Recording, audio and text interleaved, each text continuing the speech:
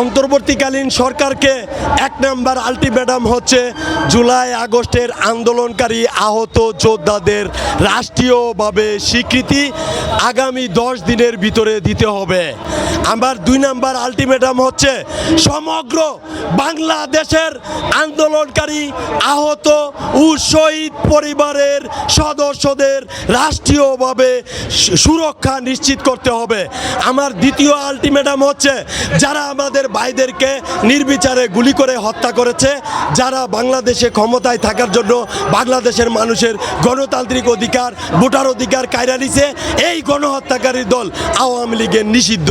আমার 4 number ultimatum হচ্ছে এই গণহত্যাকারী খুনি হাসিনার দলের প্রতিটা সদস্য যারা জুলাই আগস্টের আন্দোলনকারী আহত যোদ্ধাদের গুলি করেছে, আগুন দিয়ে পুড়িয়ে হত্যা করেছে, নানানভাবে অত্যাচার নির্যাতন নিপীড়ন করেছে, তাদেরকে সর্বোচ্চ শাস্তির আওতায় আনতে হবে।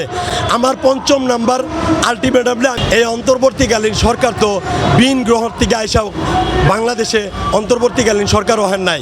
আপনারা দেখছেন বাংলাদেশে যারা এই ক্ষমতায় আসে বাংলাদেশের মানুষের উপর হত্যা, গুম, খুন, ভোট চুরি, টাকা পাচার, দেশের সম্পদ লুট করে পালায়া যায়।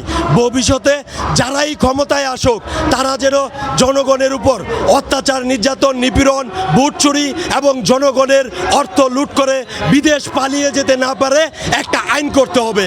এটাই আইন মন্ত্রণালয়ের প্রথম সংস্কার হওয়া দরকার। আর আইন এই উপদেষ্টারা যদি এই আইনটা না করে তাহলে আমরা জুলাই যুদ্ধ আহতরা ধরে নিতে বাধ্য হবো যে তাদের মনেও ভবিষ্যতে মারা কারার চিন্তা ভাবনা আছে, তাদের মনেও ভবিষ্যতে জনগণের উপর অত্যাচার, নির্যাতন, নিপীড়ন করার প্ল্যান আছে। তারা যদি এই আইনটা না করে আমরা ধরে নিব তারাও দেশের অর্থ পাচার করে বিদেশে নেওয়ার দান্দা পাইতারা আছে। অন্যথায় বাংলাদেশের কোনো সরকার বাংলাদেশের গরিব দুঃখী মানুষের উপর অত্যাচার, নির্যাতন, নিপীড়ন করে যেন পালাতে না পারে এবং পালাতে সহযোগিতা না করে, এইরকম একটা আইন এই অন্তর্বর্তীকালীন সরকার থাকা অবস্থায় করলে সমগ্র জাতি খুশি হইব।